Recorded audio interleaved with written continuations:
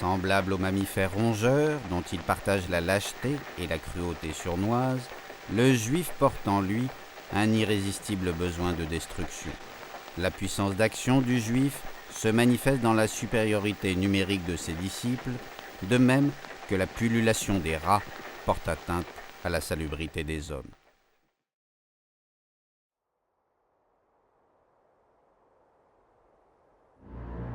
L'Allemagne a perdu la Première Guerre mondiale. Elle doit se plier aux conditions imposées par le traité de Versailles, ce qui entraîne un profond sentiment d'humiliation parmi la population. Dans les années qui suivent, elle doit aussi faire face à de graves crises économiques. Un contexte qui profite à Adolf Hitler. Dans Mein Kampf, Hitler pense redonner fierté au peuple allemand en remobilisant le mythe arien.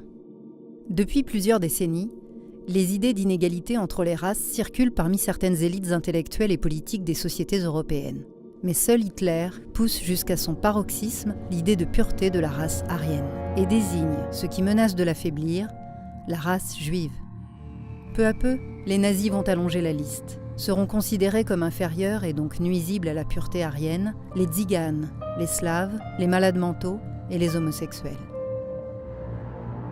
Nommé chancelier en 1933, Hitler s'appuie sur l'ensemble de l'appareil d'État pour servir son idéologie. Les scientifiques tentent de déterminer des critères physiques pour catégoriser les juifs, mais échouent. Les nazis se réfèrent alors à l'appartenance religieuse des grands-parents. En 1935, les lois de Nuremberg interdisent les mariages et les relations sexuelles entre aryens et non-aryens afin de préserver la pureté raciale. En vue de l'améliorer, des mesures eugénistes sont prises qui favorisent la naissance de bébés aryens. L'État national-socialiste exclut les Juifs de la fonction publique, spolie leurs biens et, dans la nuit du 9 novembre 1938, organise la destruction de leurs synagogues et le saccage de leurs commerces. Les Juifs qui le peuvent émigrent. La propagande nationale se charge de déshumaniser ceux qui restent, jusque dans les livres pour enfants. L'armée allemande envahit la Pologne. Les Juifs polonais sont confinés dans des ghettos avant d'être envoyés avec d'autres Juifs d'Europe vers les chambres à gaz.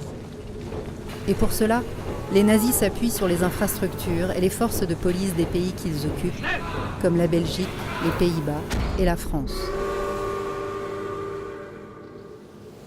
Au-delà de sa collaboration avec les nazis, le gouvernement français met en œuvre sa propre politique antisémite qu'une partie des Français approuve. Maintenant, il ne faut pas trop s'apitoyer, si vous voulez, sur le sort de ces hommes. C'est qu'ils vivaient chez nous absolument comme des parasites honteux.